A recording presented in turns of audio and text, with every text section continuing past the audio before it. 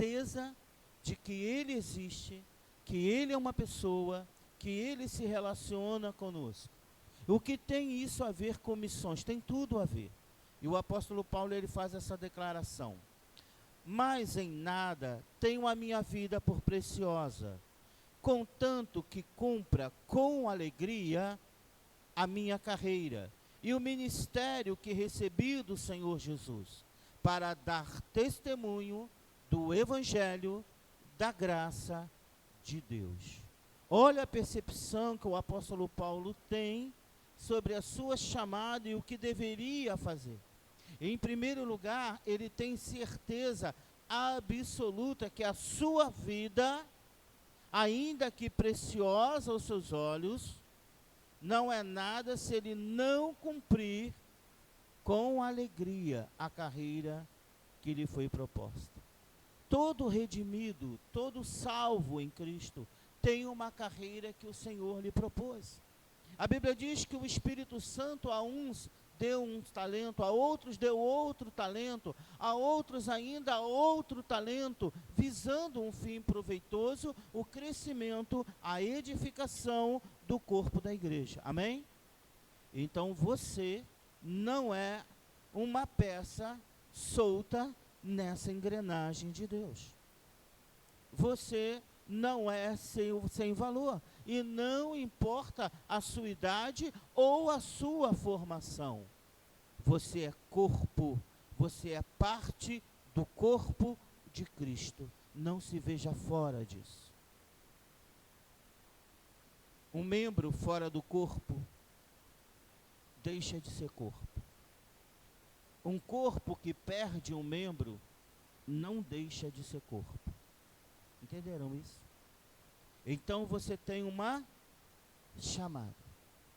A sua vida pode ser legal. Você pode ter projetado a sua vida para um sucesso acadêmico, profissional, financeiro, de mercado, de comércio.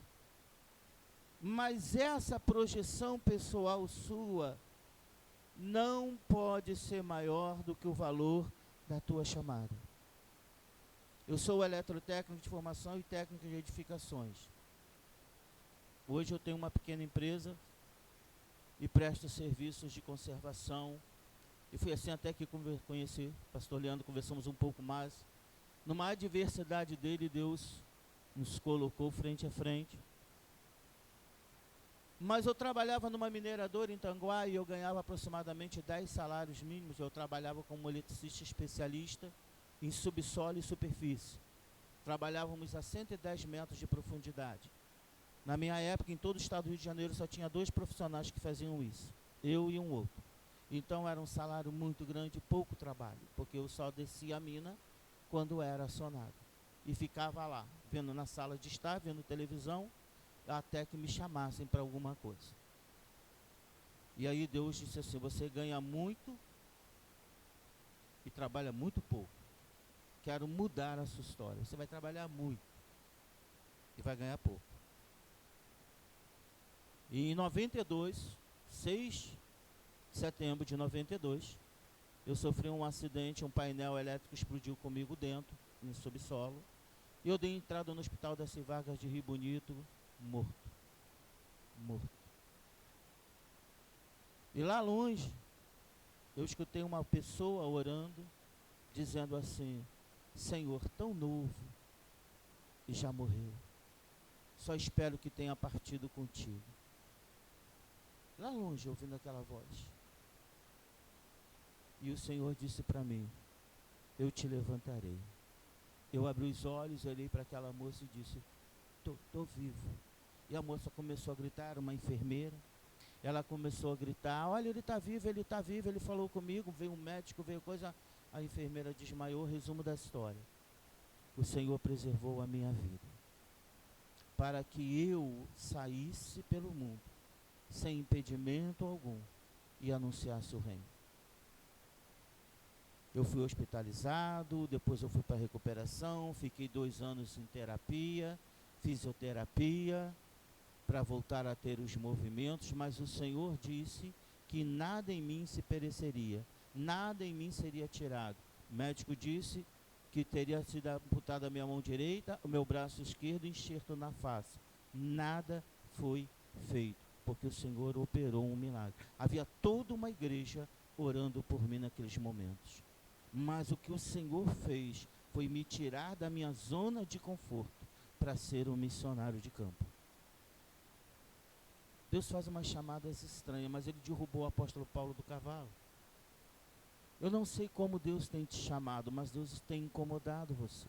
Está tirando você de uma zona de conforto, porque Ele quer que a sua igreja cresça. Deus, quando nos chama, é para o crescimento dessa igreja. Eu falei lá na minha igreja, eu peço permissão ao pastor Leandro, eu vou pedir a você, dá uma olhada nessa cadeira vazia. Ela não precisaria estar vazia. Não é hoje só por causa do tempo, não. É porque às vezes a nossa omissão impede o nosso próprio crescimento. É para isso que Deus nos capacita e nos chama para missões.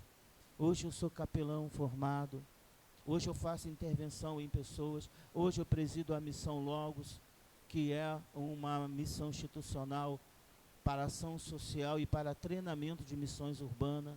Hoje eu presido uma igreja, mas nunca foi assim.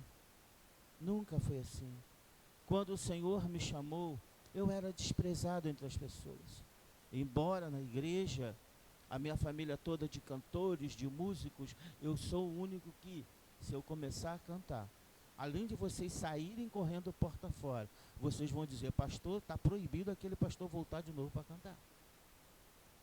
Embora a minha família seja toda de músico, embora eu seja músico, embora eu tenha feito regência congregacional, eu sou regente.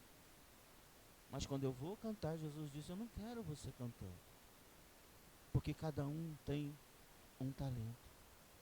E o meu talento, o Senhor disse, de pregar o Evangelho. E pregar o Evangelho é uma missão que a instituição da igreja, como o pastor sabiamente falou no estudo, é a nossa realidade, é a nossa existência, é a nossa essência. Ide por todo mundo e pregai o Evangelho do reino.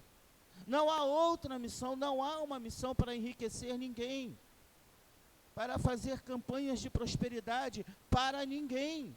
A missão da igreja é anunciar ao pecador que há um Deus que perdoa pecados e transforma vidas. E seu Espírito é sobre nós. E nos urgiu para libertar o cativo, dar vista aos cegos, curar os enfermos, apregoar o ano aceitável do Senhor. Eu costumo dizer que hoje eu tenho duas igrejas. Eu tenho uma igreja institucional, a Batista Renovada, lá em Monte Formoso, mas eu tenho uma igreja na rua. Às terças-feiras nós estamos ali no Alcanto distribuindo quentinha, próximo da delegacia ali na casa, esqueci o nome da casa, perto da Casas Bahia, um pouquinho mais para frente ali. E aí vêm as pessoas, às vezes a gente está ali na rua e fala, pastor, eu quero um abraço. Aqueles moradores de rua. Pessoas em condições de rua, não são só moradores de rua. Na pandemia, muitos irmãos precisaram ficar em casa. Deus me mandou ir para a contramão. Você vai para a rua. Eu falei, Senhor, o pastor estava falando sobre batalhas espirituais, até contato, convívio com a minha família, eu perdi porque eu estava nas ruas durante a Covid, durante o auge da Covid. O Senhor abriu portas e nós estávamos lá evangelizando, vimos empresários, vimos irmãos de rádio nas ruas. Mas a mensagem de salvação foi dada em pessoas que estavam sob o viaduto para se jogar. E o Senhor mandou que nós falássemos com eles. Eles sentaram no meio-fio, receberam uma quentinha, ouviram uma palavra da parte de Deus. Hoje são pastores em igrejas.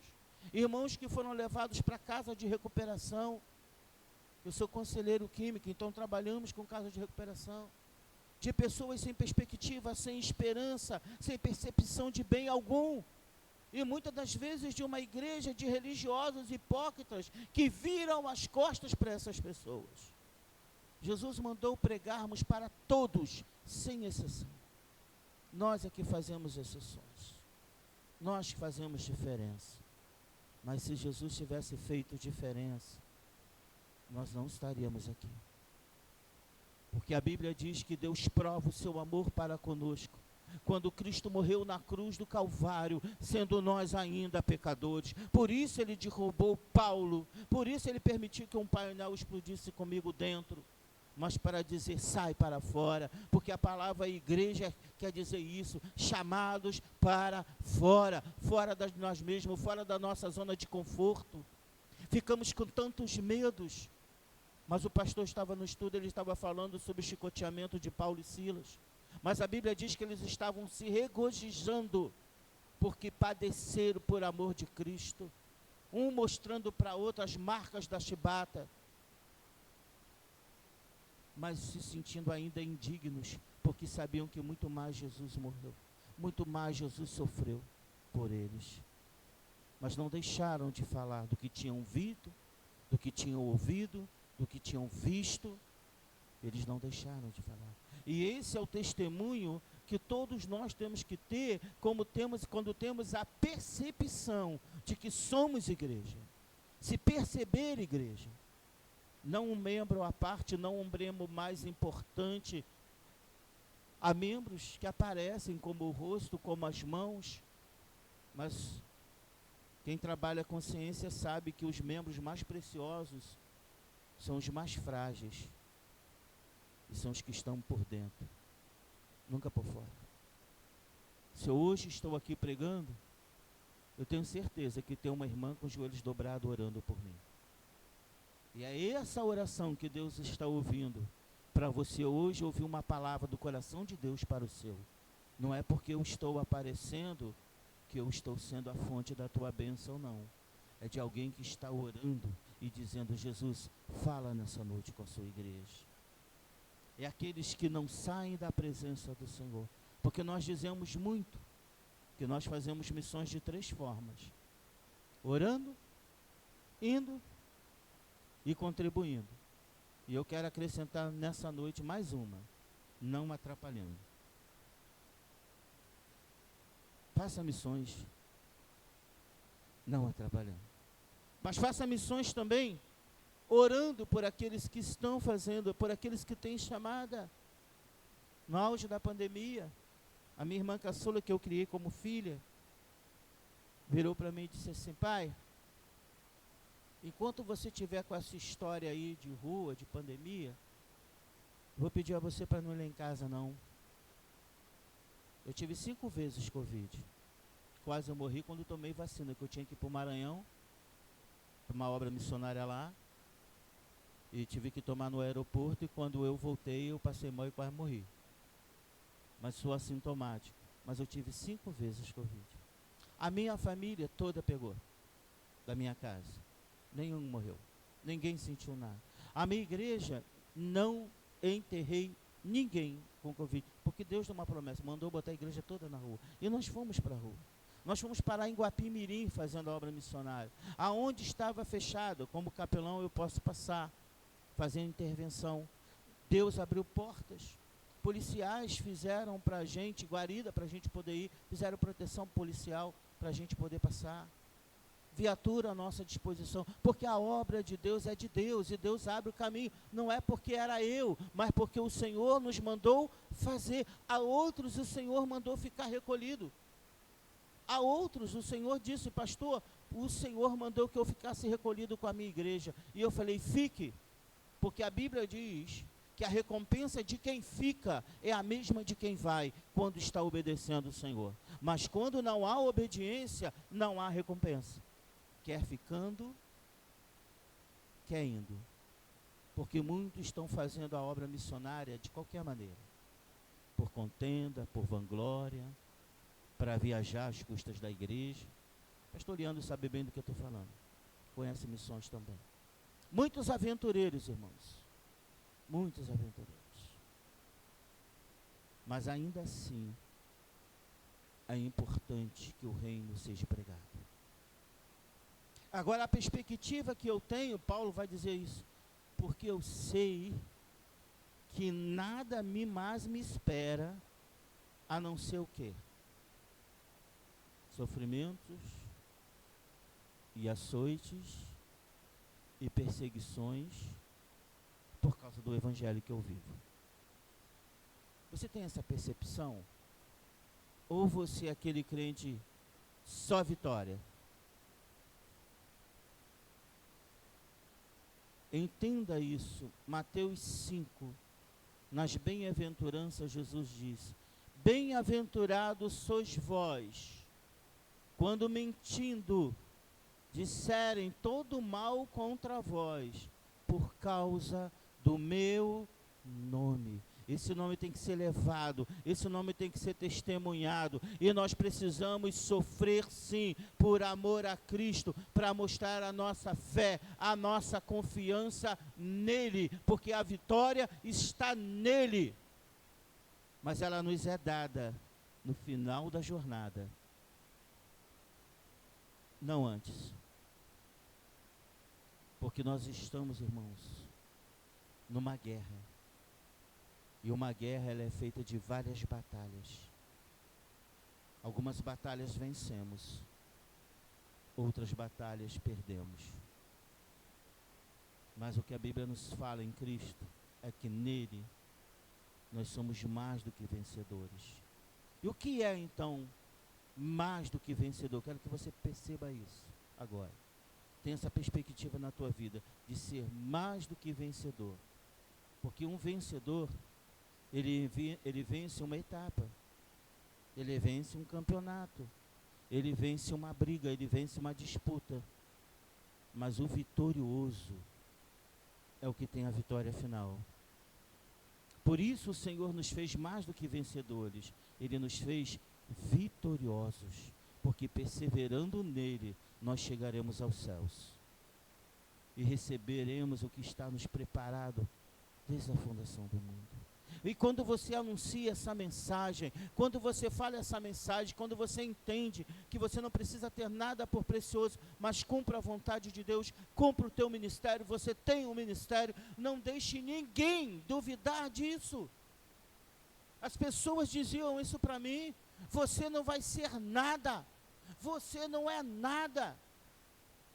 Eu ia para a escola bíblica dominical e estava lá um irmão que gostava de espudiar os outros, de pisar nas pessoas, e ele dizia: eu sou presbítero, você não é nada. E um dia eu cheguei em casa revoltado com isso, revoltado, e falei para minha mãe: não vou mais para a igreja, o presbítero fulano, ele humilha todo mundo. E a minha mãe olhou para mim e disse: mas ele falou uma grande verdade, você não é nada. Mas o que você quer ser no Senhor? O que você busca ser no Senhor? Porque é isso que Ele te fará. Você agora, talvez, irmão, que esteja aqui, é só um membro. Mas quem disse que você vai permanecer só um membro? Será um membro, só um membro, se quiser ser só um membro.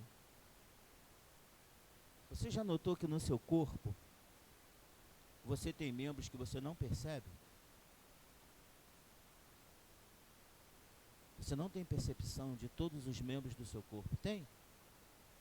Até que o médico diga assim para você: sua biliar está ruim, vamos precisar tirá-la.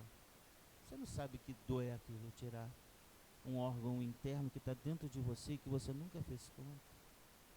Amígdalas. Eu retirei minhas amígdalas, fez falta nenhuma. Vai lá ver na ciência quanto faz falta. Se faltasse, a gente não nascia sem. Nascemos perfeitos. Tudo que há em nós faz parte de nós. A igreja também é assim. Não se sinta um membro sem utilidade, porque a tua igreja sente falta quando você não vem. Seu pastor sente falta quando você não vem. E não é pelas suas ofertas, não. É por você. E a minha mãe disse assim: agora o que você disse para Deus que você quer ser? Diga para Deus o que você quer ser. Aí eu subi para a laje da minha casa. Eu gostava muito daquela laje. Sinto falta dela.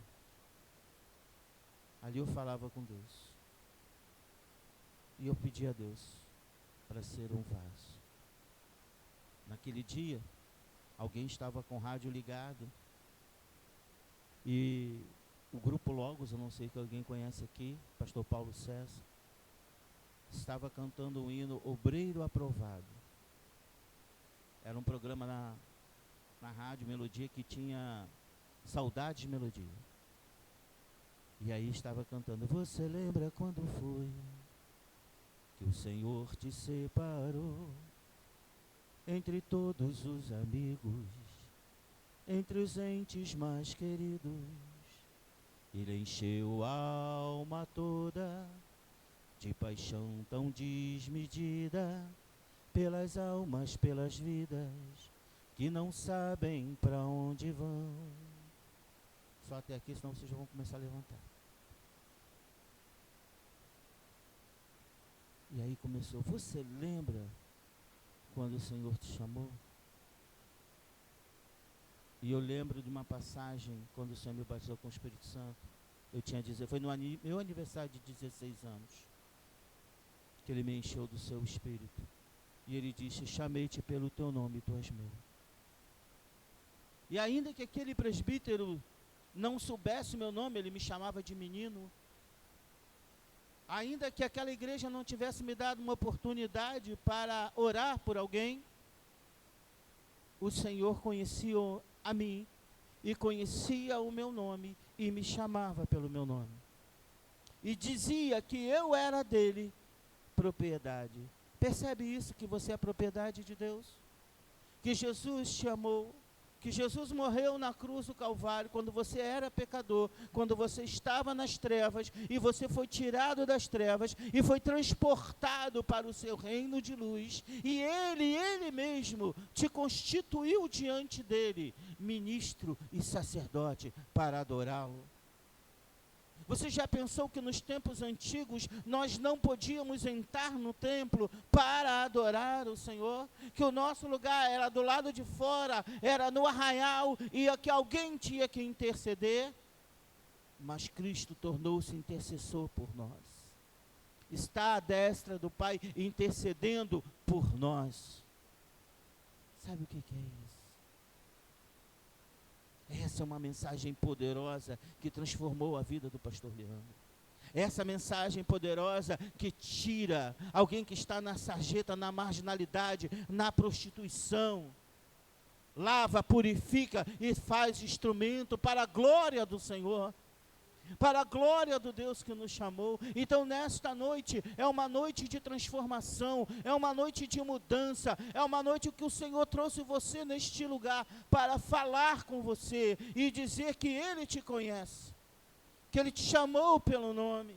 Eu poderia estar nesta noite contando para vocês as experiências que tive no campo missionário, na Bolívia, junto aos índios aioreus, que andávamos 2 horas para chegar na aldeia, de Corumbá para lá. Poderia estar falando com vocês sobre o trabalho nas aldeias ribeirinhas no Amazonas, que viajávamos 3 dias de barco para chegar numa casa em que a casa era a única casa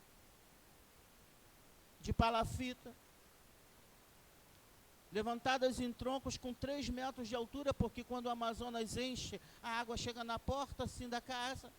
Então elas são feitas num segundo pavimento, para o rio passar por baixo e não levar a casa.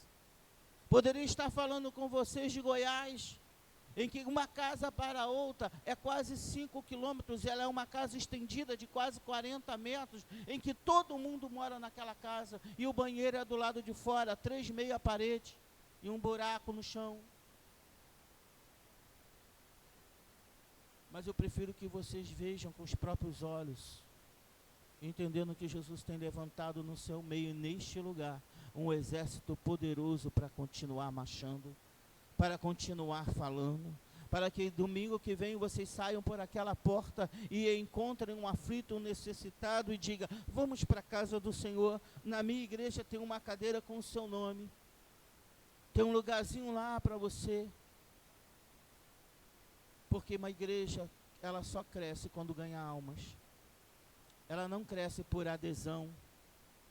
Alguns dias atrás, um evangelista foi para a minha igreja e disse: pastor, estou sentindo de Deus de ficar aqui. E eu disse, eu não estou sentindo não. Porque pastor, esse ministério é muito bonito. Porque pastor, eu falei, vem cá, a primeira coisa que você vai ter que fazer, ir de madrugada comigo para evangelizar. Você vai. Você vai ter que sentar na sarjeta e pegar um pão dormido e partir esse pão e dar um pedaço para o morador de rua. E enquanto ele come o pedaço dele, você come o seu, e ao tempo que você tem para falar de Jesus, você vai fazer. Porque todo o trabalho de evangelista aqui na minha igreja é fora da igreja, não é dentro da igreja. Eu não tenho evangelista para enfeitar púlpito, eu não tenho evangelista para dar uma palavra dominical à igreja, eu tenho evangelista para estar na rua desenvolvendo os projetos missionários da nossa igreja. Nós temos o projeto A Igreja na Rua. De 15 em 15 dias estamos voltando agora com os chamados semeadores. E a gente bota a igreja toda na rua, aparelhagem, microfone, a gente tem gerador. É o projeto A Igreja na Rua. Já fechei a igreja dia de culto de domingo para fazermos o culto na rua. Hoje a igreja, o domingo da igreja hoje é na rua. E alguns irmãos, pastor, eu falei, vamos. Porque a igreja, ela precisa mostrar a cara, ela precisa mostrar que ela existe. A nossa chamada está para fora, não está para dentro. Essa é a casa que nós edificamos para que o nome dele esteja voltado para cá. Para quando entrar um aflito, um cansado, um abatido, encontrar aqui refúgio, lugar de abrigo, lugar de recomeço, lugar de perdão. Mas a mensagem que vai trazer eles para cá, ela tem que ser levada por nós até eles. Aqui, tema da igreja, Igreja Batista, venha o teu reino. Mas esse reino que nós pedimos, que é a glória do Senhor, que é a manifestação do Senhor, que é a presença do Senhor no nosso meio, ele tem outra face. O reino de Deus que precisa ser levado àquele que nesse momento talvez esteja pensando em tirar a própria vida. A gente desiste, irmãos. A gente desiste dos nossos. Às vezes na casa de recuperação, e o pastor Leandro pode confirmar para vocês, chegam pessoas desesperadas e dizem, pastor, fica com ele aqui porque é a última chance. Pastor, esse não tem mais jeito. Pastor, eu já desisti. Pastor, eu cansei. Pastor, não vejo nada. E nas casas de recuperação, nós temos pastores, evangelistas, missionários, presbíteros, membros comuns, internados como dependentes químicos. A gente não tem o filho de um não crente. A gente tem também essas pessoas que eu já mencionei. Sabem por quê? Porque não foram evangelizadas. Na minha jornada, eu posso dizer para vocês que tem muitos crentes não evangelizados. Ouviram falar de Jesus, estão seguindo Jesus, mas estão seguindo à distância. E estão ouvindo pequenas coisas de que se fala dele. A Bíblia fala para nós nos aproximarmos, a Bíblia fala para nos assentarmos, a Bíblia fala para nós discipularmos pessoas, pegar o Evangelho e dar sentido. É isso que Paulo está falando. Para que eu cumpra cabalmente com o ministério que eu recebi do Senhor. Eu não recebi de qualquer um. É extremamente importante para mim reconhecer que Deus olhou para mim e disse, vou confiar a Ele um ministério.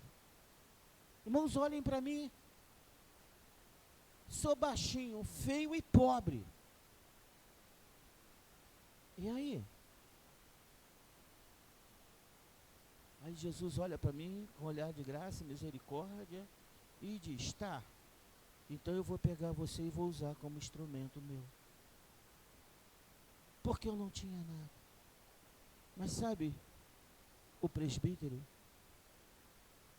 que disse para mim que eu não era nada, Eu fui dar um curso de capelania, eu sou professor de capelania por 2 instituições. Quem é que estava lá na turma para aprender sobre capelania? O presbítero. Quem é que estava agora capacitando aquele presbítero para ser um capelão? O baixinho, feio aqui. Mas sabe por quê essa diferença? Porque eu entendi que eu tenho um ministério. E esse ministério não me é tirado, foi me dado pelo Senhor a quem eu sirvo.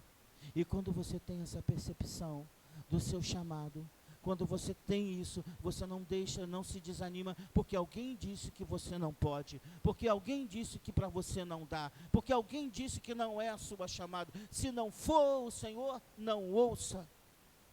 Confia no Senhor, os teus pensamentos vão ser estabelecidos. Confia no Senhor, que você pode honrar o Senhor com a sua oferta, com o seu dízimo, com o seu trabalho, com a sua chamada, com o seu ministério. Confia no Senhor, que o Senhor pode te usar na sua experiência, pode te usar na tua juventude. E assim Deus pôde me levar a vários lugares. Do sul ao norte, o Senhor me permitiu viajar em missões. Até hoje, faço viagens missionárias. Tenho uma família que eu nunca pensei ter. O Senhor me deu uma família, me deu uma esposa de 1,50 m, mas eu também sou baixinho. Me deu 3 filhas, a Poliana é a minha filha mais velha. Fica de pé, Poliana, vira para os irmãos. Ela fica vermelha igual a mãe. É a minha filha mais velha. Completou agora 18 anos. Esse ano completa 19. Deus tem usado, tem abençoado, faz parte do projeto. O Senhor agora tem capacitado ela e minha outra filha de 14 anos, que esse ano faz 15 anos. Olha a despesa, pastor, 15 anos. Ainda tem mais uma, são 3 meninas. Deus me deu 3 meninas, Ana Júlia, Esther e a Poliana. E o Senhor tem capacitado a Poliana e a Esther para dar aulas de Libras pelo projeto nosso. Está agora fazendo o avançado. A Poliana tem déficit de atenção, nasceu com parto forçado, quase morreu. O Senhor guardou a vida dela.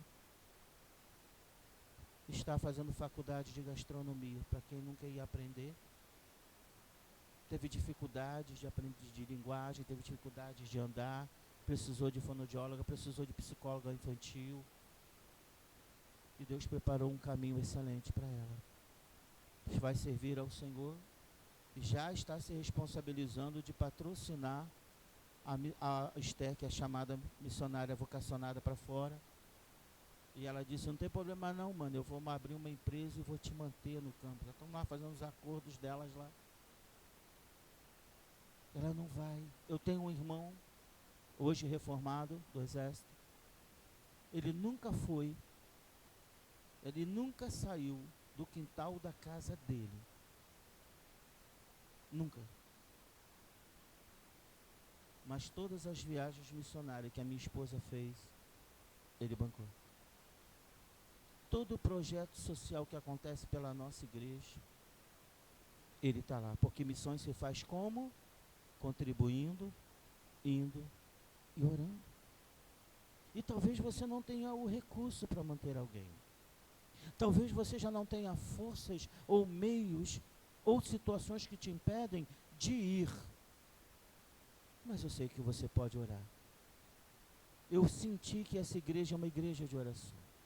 Eu me lembrei, pastor, da minha antiga igreja que a gente orava 40 minutos antes do culto, de joelho e rosto no pó. Eu tinha um pastor Francisco Luiz de Farias, morreu com quase 100 anos. Foi o meu tutor espiritual, foi a pessoa que Deus usou para me moldar e me quebrantar. E todo dia antes do culto, ele botava todo o ministério na frente, de joelhos, orando antes do culto começar. Todo. Não tinha um obreiro que ele não botasse de joelho e dissesse assim: nós somos o sacerdote do Senhor e somos o espelho da nossa igreja, vamos orar. E ele orou muito por missões. Quando eu fui para a Bolívia, ele disse: filho, vai, que a tua igreja vai estar orando todos os dias por você. O seu pastor vai estar orando todos os dias por você, pela manhã e pela noite. Sabe o que é isso? Missões.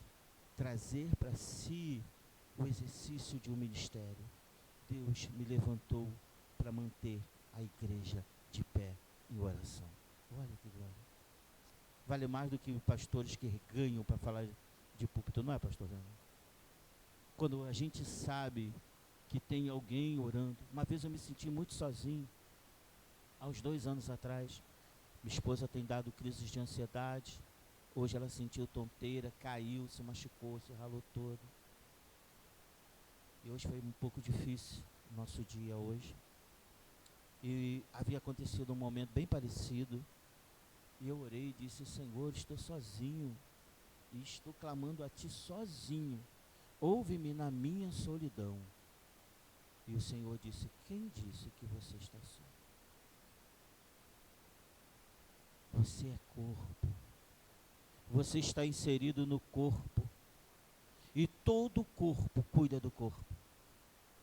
Quando um membro de um corpo é ferido, todo o corpo trabalha para a cura daquele membro doente. Há uma igreja diante de mim, clamando por você. Não estou ouvindo você, estou ouvindo eles. Estou falando contigo porque estou ouvindo eles que clamam a mim por você. As orações deles têm subido diante de mim como um memorial para falar contigo, para tratar contigo. Levanta, faz a minha obra, cuida da minha casa, eu cuido de você. Bom, o baixinho aqui deixou de ser bobo, porque agora eu sei que eu tenho um corpo que está orando por mim. Eu sei que em missões, quando você percebe que Deus está com você e que o Senhor te chamou, não importa os momentos adversos. Importa é que Ele te chama, que Ele te ama e que o Senhor fará com você obras grandes.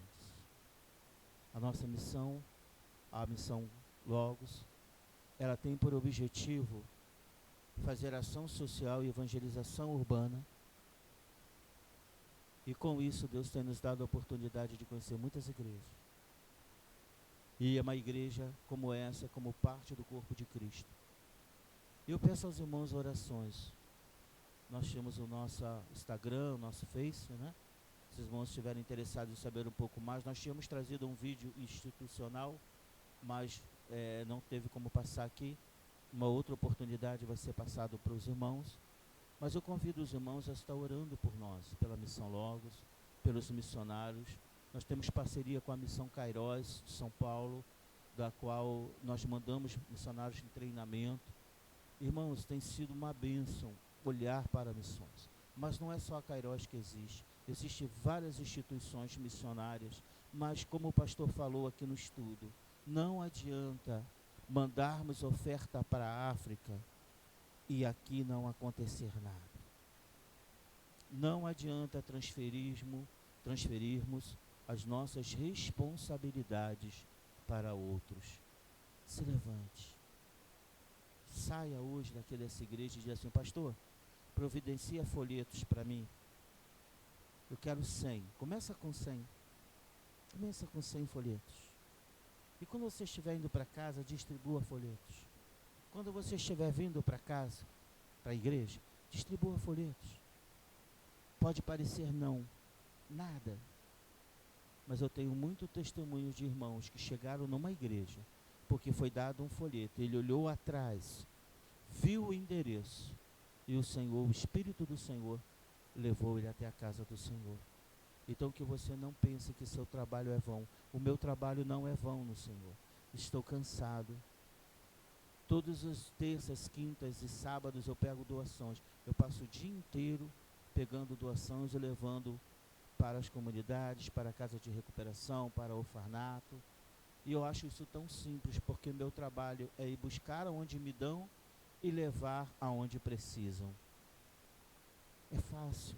A obra de Deus não é difícil. Pastor Edson Queiroz, ele tem um livro chamado A Obra de Deus. E ele diz assim: a obra de Deus, feita da maneira de Deus, jamais vai faltar recursos. E é por isso que essa igreja, todo mês honra os seus compromissos, porque ela é feita da maneira de Deus. É o maná, né, pastor? A gente termina o mês com centavos, né? Centavos. A minha conta de dezembro para janeiro fechou em 15 centavos positivo. 15 centavos. Somos uma igreja de comunidade também, lá em Sacramento. Entrando em Sacramento tem um lugar chamado Cerâmica, Monte Formoso, e tem um campo até muito conhecido lá, o Campo do Floresta. E é uma comunidade também. É irmãos que trabalham na cerâmica, irmãos que puxam carroça, aterro de carroça, irmãs que são domésticas. Nós não temos um movimento financeiro de 3